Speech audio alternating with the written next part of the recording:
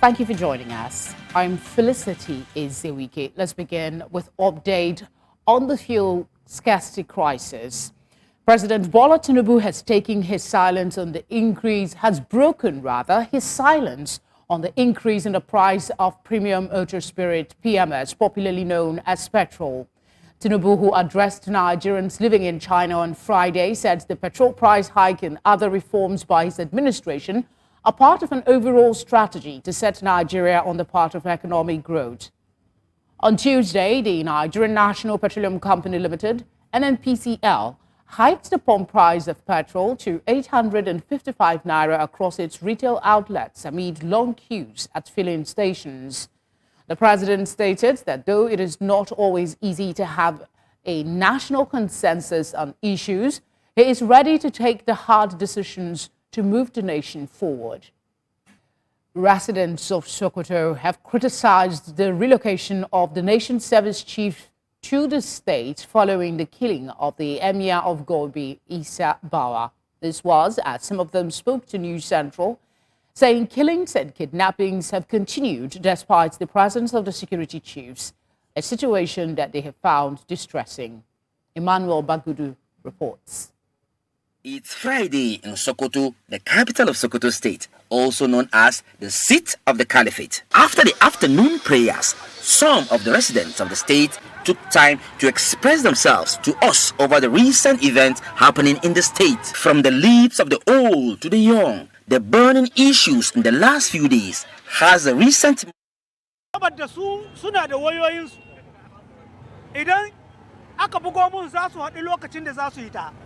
duk wani soja kada a bari ta hida waya kuma an shi waya ta aji sannan dukkansu sun san inda ainihin bandit din suke wallahi sun sani don haka kada a bari kowane soja ya amfani da waya ta idan za a hita sannan shi matawalle wa an musabbabi na yin bandit an kai bai taimaki Zamfara ba sai yanzu yana gwamna ya san komi ya san inda suke don haka in ba a yi ba mun san abin da aka nuyi.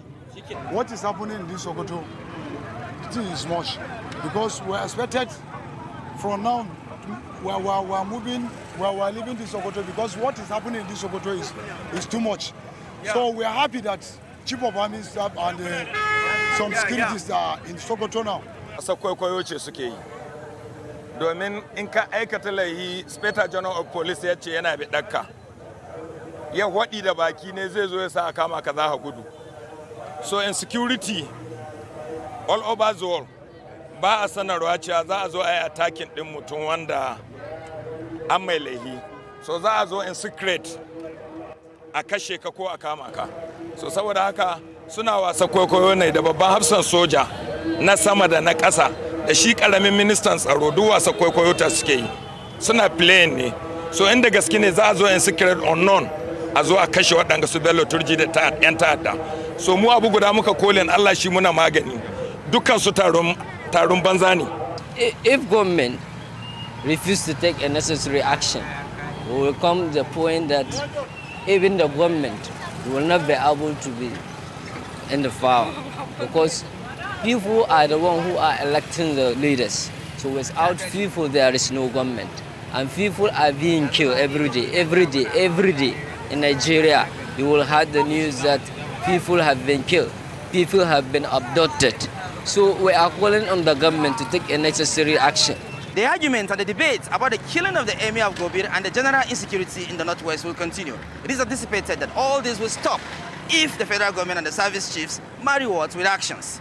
In Sokoto State, for News Central, I'm Emmanuel Bagudu. Many thanks, Emmanuel. He joins us now for further update. Emmanuel, if you can hear me, thanks for giving us your time tonight. I mean, your report captures the reaction, the very unsavory response by residents to the situation up north. There don't seem to be a lot of optimism, but there is something they said in one of the respondents said in that report, and that is the fact that the security agencies should not be going with their phones. They seem to have information. Can you expatiate on that for us?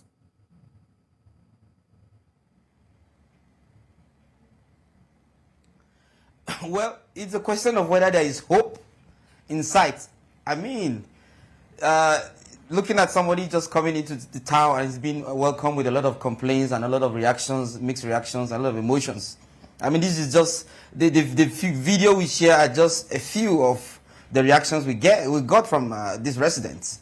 I mean, the question of whether there is hope in sight is a very, very difficult question. Now we're talking about residents of Sabon Birni and Shinkafi in Nigeria, Sokoto State, between Sokoto and Zamfara State. When they have to come into Sokoto State, they have to go back through Niger before they can come into Sokoto.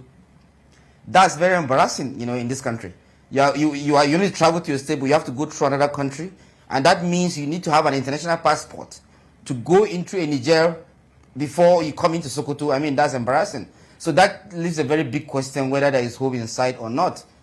Because if it has gotten to this level where somebody needs to travel to his state, and he has, or to within his country, he has to go to another country. I mean, that's so embarrassing. Those are the few feelers we got, you know, today on arrival and all that. And it's so embarrassing and so disheartening as we speak. The emotions are so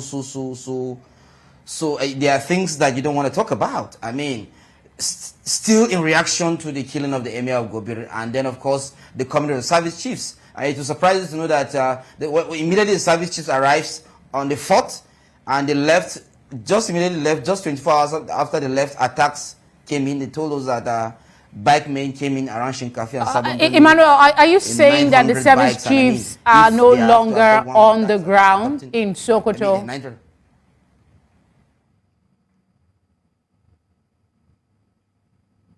They're no longer on the ground because it has been confirmed they have gone back to Abuja.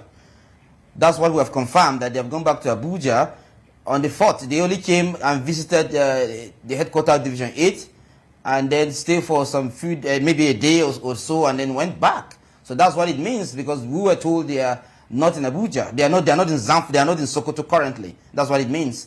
I mean, that still brings to the question whether there is hope in sight. Because the question, what is in the lips of the people of Sokoto is that why will their fellow statesmen, why will their fellow brothers have to go through Niger in order to come to the Sokoto state capital? That's a big question. Yeah. Okay, was that question at any point, to your knowledge, put to these service chiefs or security experts or security personnel in that area, why that is needed? Because we hear that the soldiers and the military officials are around that area trying to preserve lives. So why should people have to go through that route to go come into Sokoto? Is there anything you can tell us as to the response of the military?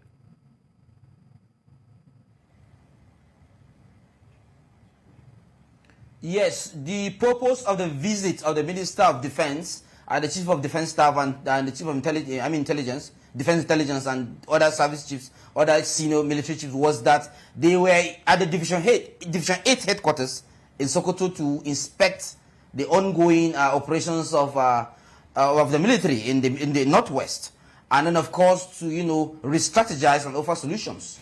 So the residents are even angry that why will you have to come and announce that you are coming to re-strategize? That if you are interested in coming to take this terrorist off, you shouldn't even announce you're coming. So the question of whether the question has been put to the service chiefs is an administrative issue, and a very, very strong administrative issue, security administrative issue, because the visit was strictly administrative. They only came in to react to the killing of the Emir of Gobir, and they left. And the citizens, if you look at the body language of the citizens on our last story, on the last package, you agree with me that they are not satisfied with that visit. So they were never given any opportunity of a town hall. There wasn't any town hall. The visit was strictly administrative. According to what they said, they talked to themselves and they left. The citizens quite never unfortunate. Had any opportunity of speaking to them. Quite unfortunate, the reactions we're getting from people. I wish we had more time to explore this conversation further, but thank you very much, Emmanuel, for speaking with us. And I must insist that you please take care of yourself while you're out there. The Plateau State Commissioner of Police, Emmanuel Adesina, has reiterated the importance of public cooperation in combating crime by providing timely and accurate information to security personnel. He emphasized that such cooperation will enable swift action in addressing criminal activities and help sustain peace, law, and order. The Commissioner of Police made the remarks while parading some suspects arrested for various offences at the command headquarters in Jos. News Center's Chizoba Anyowi has more. Worried by the increasing criminal activities in and around Plateau, known for its peace and tourism, the Commissioner of Police expressed hope that the arrests would serve as deterrent to others. Several suspects were apprehended for crimes ranging from car theft, cultism, sexual assault, unlawful possession of firearms, and attempted kidnapping, among others. Arrest of suspect for the offense of criminal conspiracy, intimidation, extortion, and attempt to kidnap. I'm pleased to announce to you that the Plateau State Command arrested one suspect in connection to a kidnap attempt, which was reported at Function Division. Of particular concern to the police were the brutal killing of a priest by some young men and the shocking cases of minors aged 7, 8, and 12 being sexually abused. The truth of the matter is that I know that I had something with this boy, but I was not the one that molested him or show him how to know a woman. This one that is saying, I start with him. How old is he? It is that the brother said that I know his age. He said he's 16 years old. And it was last year. And when you do something with 16-year-old at your age, it was a mistake. How old are you? 38. 38. Yes, sir. So when you do something with a 13-year-old, now he's 16. That's why I realized I'm not supposed to do something with him. That means when you started with him, he was younger than this. It was last year, sir. Last year. But the year we stayed, it wasn't like that. I didn't start with him that year. Tell us how it started. Oh, yeah. I cannot remember. The police stressed that public cooperation by sharing credible information is key to making society safer. I also want to thank the good people of Plateau State because they are beginning to heed to our advice and to our admonishment when it comes to supporting the police and other security agencies fighting crime. While security agencies remain committed to ensuring safety, residents of the state are urged to stay vigilant in their communities. In Jos for News Central, Chizoba Anyowi. The Nigerian police announced on Friday that President Bola Tinubu did not approve a tenure extension for Inspector General of Police Kayode Egbetokun. The police noted that instead, the president gave his approval to the law governing the tenure of the office as required. The IG's continued stay in office has sparked widespread controversy, especially as Egbetokun officially reached the mandatory retirement age of 60 on September 4. According to the Police Act, police officers are expected to retire upon reaching the age of 60 or after 35 years of service. Still staying with security matters, in separate attacks, 19 persons have been abducted by bandits in Mani community near a factory in Rido Ward in Chinkum local government area of Kaduna State and at the Danhonu 2 Millennium City, Kaduna. At Mani, the hoodlums abducted a woman and her 3 children. According to a source from the area, 6 of his relatives were among those taken to the forest. He said 19 persons were abducted from 3 houses in Mani village opposite Indomie Company, Rido Ward of Chinkum local government in Kaduna State, all in the early hours of Friday. Nigeria's Economic and Financial Crimes Commission, EFCC, has handed over 170,000 United States dollars to the Canadian government, being proceeds of financial crime perpetrated against victims in Canada.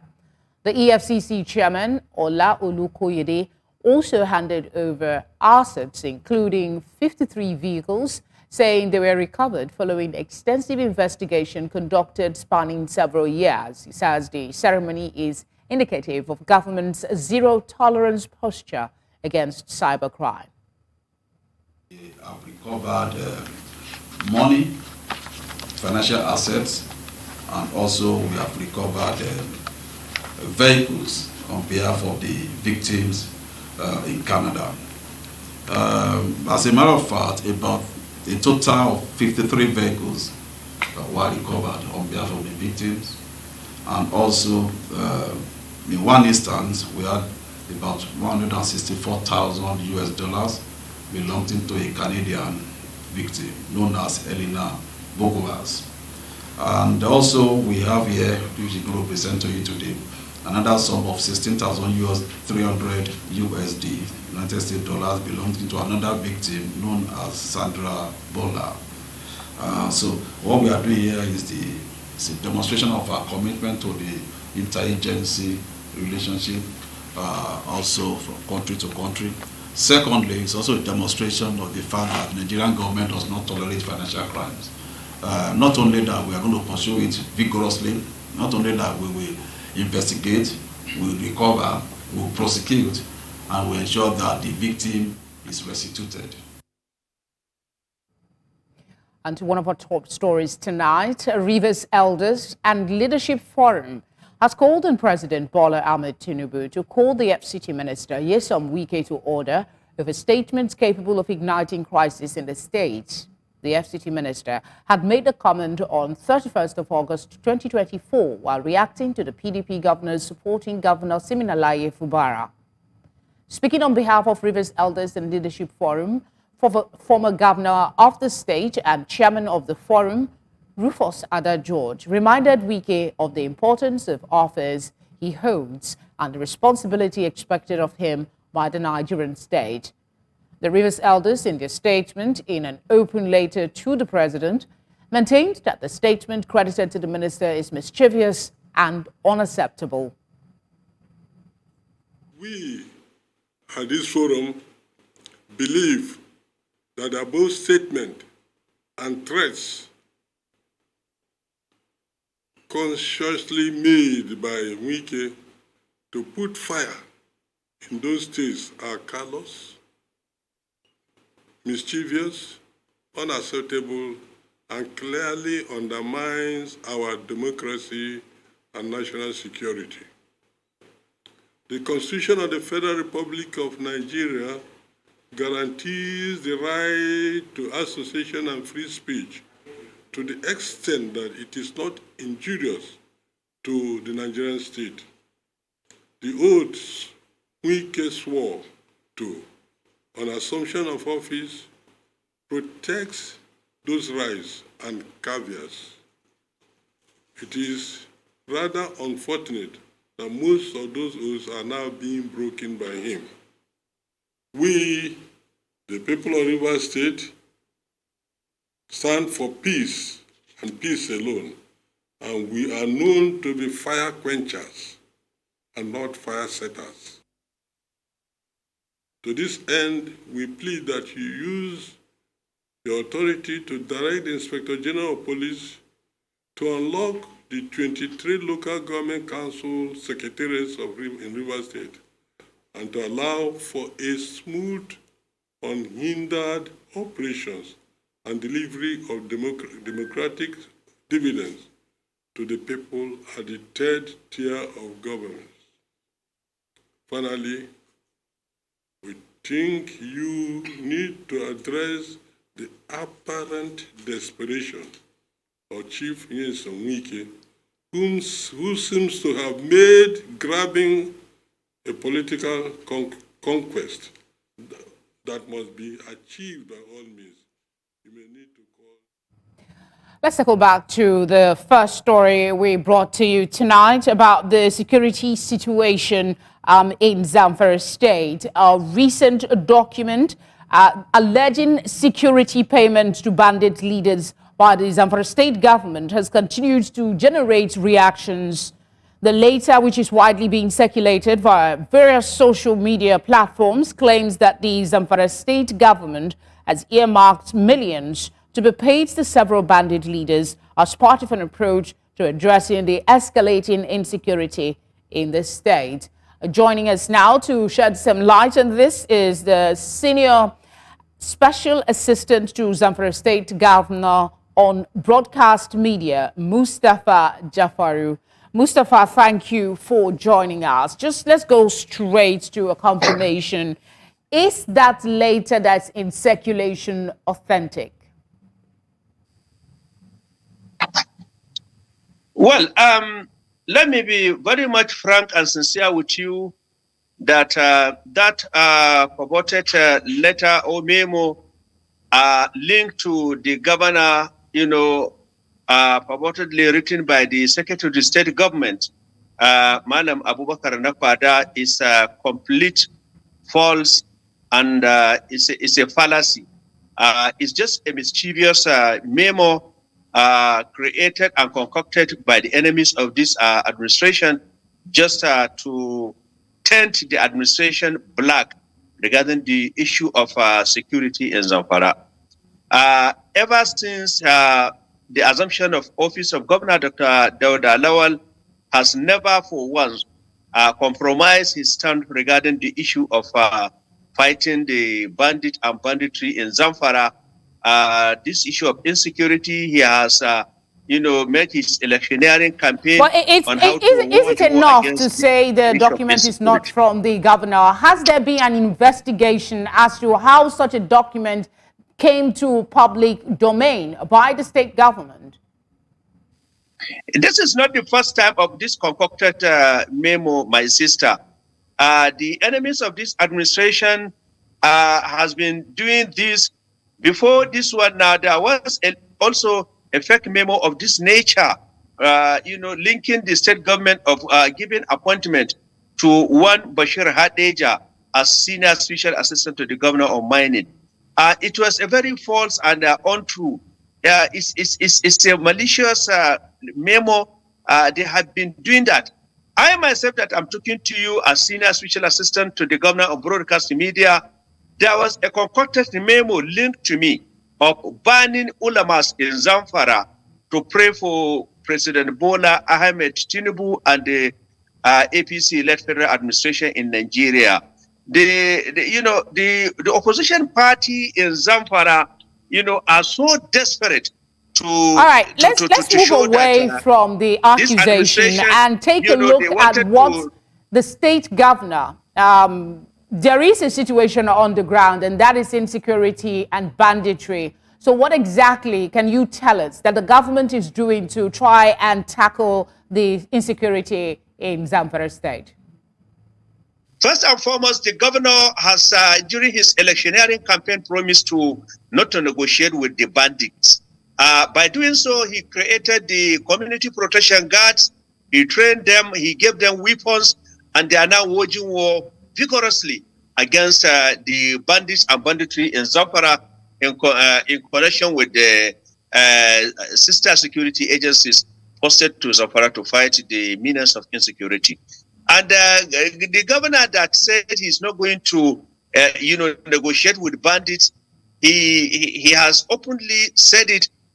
There is no way a rational thinking will allow that a memo will be written to such person and linking him to give a bandit kingpin of such nature, such as Mustafa, sir, you seem not to have gotten my question. If you could just respond to it. I'm asking, now that this letter is in circulation, obviously there seems to be disquiet as to how the government is managing and trying to address insecurity. I'm asking you, this is a golden opportunity to say what the government is doing to address these concerns about insecurity in the state. You see, I'm saying it that the governor is not relenting in any way. He has been fighting this insecurity, secretly. So many bandit kingpins have been kidnapped, have been killed by the security agencies and this community protection guard. So many, camp of the bandits is being destroyed. So look, there is relative calm and peace in Zamfara, unlike the way Governor Dauda Lawal made it. All this concocted memo you are seeing should not, confuse you, should not take you that to assume that nothing is doing. And it is because of his unrelenting efforts in fighting the banditry that led into this type of fictitious story, this memo, this type of, Mustafa, what would have been a stronger, what would have been a stronger counter argument is a clear statement as to what is being done. But we appreciate the fact that you've spoken to us now and clarified that no such document emanated from the state government. Thank you for your time. At least 20 persons have been confirmed dead in the last 2 weeks in Gashua, the headquarters of Bade local government area of Yobe State, following the collapse of houses due to heavy rainfall. Executive chairman of the local government area, Babagana Ibrahim, said the number of displaced persons has risen to about 3,000, as many of them are now taking refuge in 3 designated camps. According to him, the government is providing the immediate needs of the displaced persons, such as food items, medical care, hygiene kits, clean drinking water, and food to protect them from any disease outbreak. Ibrahim is seeking more support from the federal government and donor agencies. There is a clarification from the Federal Ministry of Education that the ministry has not stopped students who are not up to 18 years from writing the West African Senior School Certificate Examination and the National Examination Council's exams. Minister of State for Education, Dr. Yusuf Sununu, made the clarification in Abuja on Friday while fielding questions from journalists at an event to mark the 2024 International Literacy Day. Sununu said that the public misconception and misinterpretation of what was said by the Minister of Education, Professor Takir Maman, was highly disappointing. Glad to know you're still with us. There is news coming from Plateau State that Governor Caleb Mufwang has dissolved the 17 local government transition implementation committees as of September 6, 2024. Director of Personnel Management will now oversee administration until elections on October 9, 2024. Mufwang praised the outgoing chairman for their leadership and encouraged them to support the party and constituents ahead of the elections. He also reaffirmed his commitment to a transparent and inclusive government. The news continues now in East Africa, where Kenya's Deputy President, Rigathi Gachagua, says 70 children were still missing following a blaze that destroyed a school dormitory in central Kenya and killed at least 17 young pupils. Gachagua told reporters outside a hillside academy in Ngiri County, where the fire occurred overnight, that at least 17 pupils have died after the fire ripped through their school dormitory overnight in central Kenya. The blaze broke out at around midnight, engulfing the dormitory where the children were sleeping. We still have 70 kids that are unaccounted. But that does not mean that they are perished or they are injured. The word is that they are unaccounted for. We are praying and hoping for the best. And this is where I need to make an appeal. When this incident happened, some parents came here and took away their children, and they have not filed this report. I'm appealing to each and every parent who took their child from here to report the same. We'll give a number that is here by the International Red Cross and the school so that we know where that child is. May their young souls rest in peace. Let's go back to our business desk now for today's business update.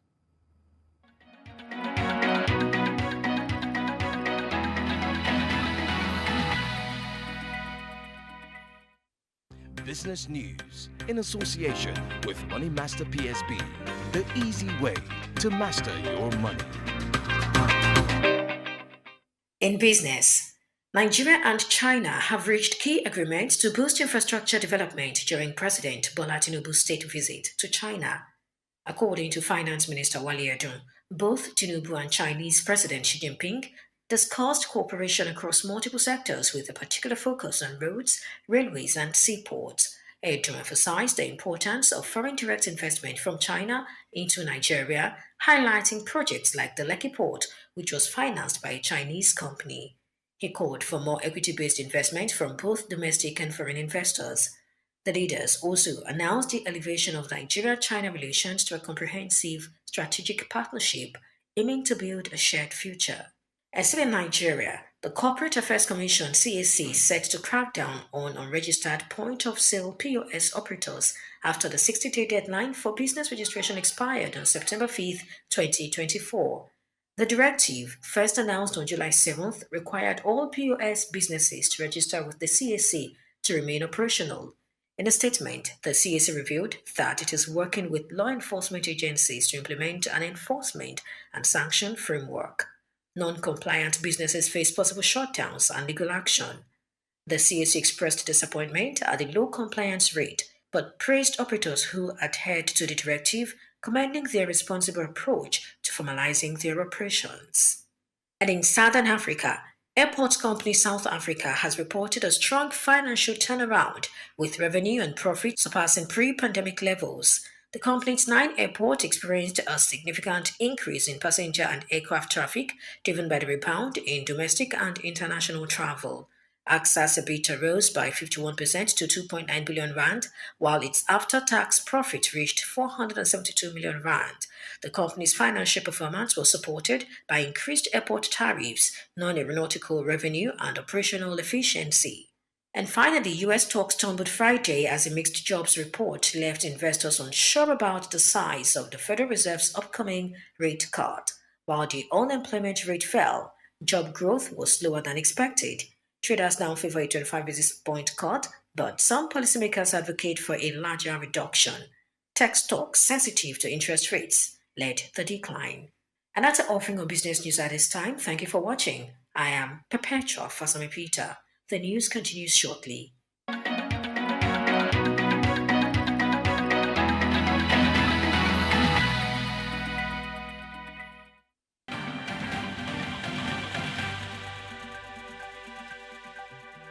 In the world of sport, interim Super Eagles coach Augustin Eguavon has made it clear that his team's sole target in the 2025 African Cup of Nations qualifiers against Benin Republic is to secure all 3 points. Speaking ahead of the crucial match in Uyo, Eguavon emphasized that nothing short of a win is acceptable. He acknowledged the quality of the opposition but stressed that Nigeria aims to assert dominance early in the qualifiers. It's a new journey. We all know preparation towards Nations Cup qualifiers, first game, and nothing short of winning. Expectations are high, but we're in good spirit. We're at home. We respect people. We expect the same thing too, but nothing short of winning. 3 points is crucial, and that's what we're aiming for. Meanwhile, Benin Republic coach Petrol has expressed confidence in his team's readiness to face the Super Eagles of Nigeria in their 2025 AFCON qualifying clash in Uyo. Speaking during the pre-match press conference, Raw, a former coach of the Nigerian national team, acknowledged the challenge ahead, stating that this encounter will be more difficult than the previous meeting in June, where Benin Republic defeated Nigeria 2-1 in their 2026 FIFA World Cup qualifiers. It will not be the same here. It will be more difficult because we are away, we are in Nigeria. And also all the players from Nigeria are playing in the clubs regularly, which is not the case from my team. Some of my players still are searching to have competition in the clubs, and the beginning of the season is not easy for some of them. But it means that we are ready like a team with a good spirit, and we hope to see a good game in a full stadium, I think, tomorrow afternoon. And finally in sport, Nigeria's Onyinyechi Mack set multiple world records to win gold in the women's up to 61 kg para-powerlifting event at the Paris 2024 Paralympic Games.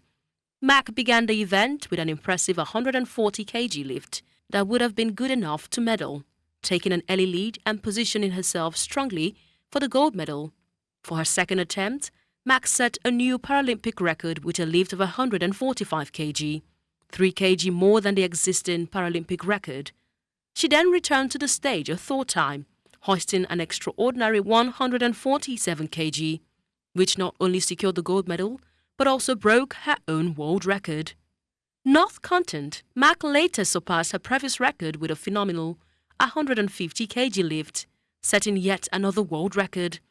This performance means that she has now set the last 3 world records in the women's 61 kg para-powerlifting category. And that's it in the world of sport. I am Onyinyechi Obaro.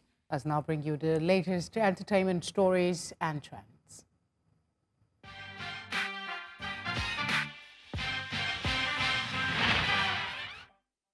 Tonight on Entertainment News, Ganiu Oyedepo, also known as Koko Zaria and leader of the National Union of Road Transport Workers NURTW, has been detained by the Lagos Chief Magistrate Court on charges related to the assault of Nollywood actor Alhaji Ade Adele, also known as Baba Lawori. The charges include assault, conspiracy to commit a felony, and disturbance of peace. The incident occurred on June 5, 2024 in Idimu, Lagos, where Adele was allegedly attacked by Oyedepo and his associates, sustaining injuries from a bottle used during the assault. Oyedepo is accused of conspiring with his boys to attack Adele, who was reportedly hit in the head with a broken bottle. The prosecution has filed charges under several sections of the Lagos State criminal law, including assault resulting to harm, conspiracy, and procuring his associates to commit the attack. The case highlights a serious breach of peace and a significant legal battle for Oyedepo. The UK Crown Prosecution Service, CPS, has decided to drop 2 indecent assault charges against Harvey Weinstein, which had been authorized in June 2022 for alleged offenses from 1996. The CPS determined that there was no longer a realistic prospect of conviction based on a review of the evidence. The decision highlights the CPS's commitment to continually assessing cases and ensuring the prosecution are pursued only when they meet legal standards. They have urged any potential victims of sexual assault to come forward and report to the police. Weinstein, who was previously serving a 23-year prison sentence for rape in New York, saw this conviction overturned earlier this year. He now faces a new trial with jury selection set to begin on November 12th. Additionally, Weinstein was convicted in Los Angeles in 2022 on 3 counts of sexual assault, for which he received a 16-year prison sentence. He has filed to appeal this conviction as well. The former Hollywood mogul remains a controversial figure with over 100 allegations of rape and misconduct spanning several decades. Despite this numerous accusation, Weinstein continues to maintain his innocence. The CPS's Special Crime Division, which handles complex and sensitive cases, made the decision to discontinue proceedings after a thorough review of the evidence. That's all on Entertainment Tonight.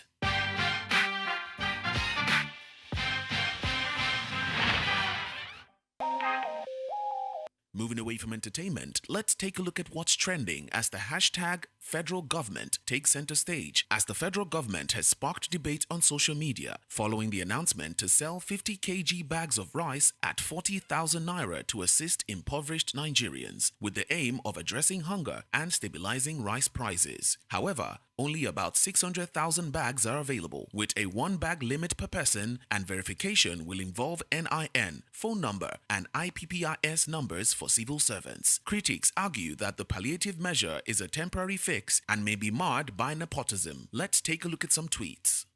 At Vino_Steel, so they think people that are hungry have 40k lying around to buy rice? At Azumi1, they should bring down the price of fuel, then every other thing will surely crash. Petrol controls the price of everything in this country.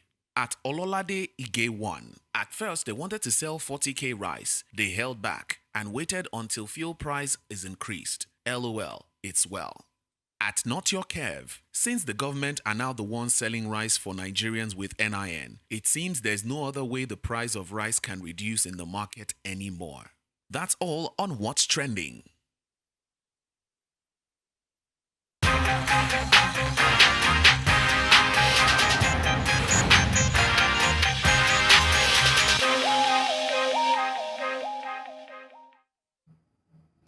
And that is all tonight. But before we go, let's take another look at some of the major stories. President Tinubu has said hiking petrol price taking for economic development. Rivers State elders have asked President Tinubu to call FCT Minister Wike to order over threat to PDP governors. Flood has killed 20 and displaced over 3,000 in Yobe State. We also brought you news that Kenyan government have confirmed 70 children missing after school fire incident.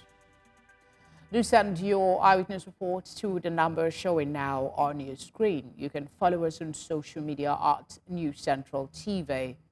You can watch News Central live on DSTV channel 422, Star Times channel 274, Avo TV, and on YouTube. As always, thank you very much for watching. Have a good night.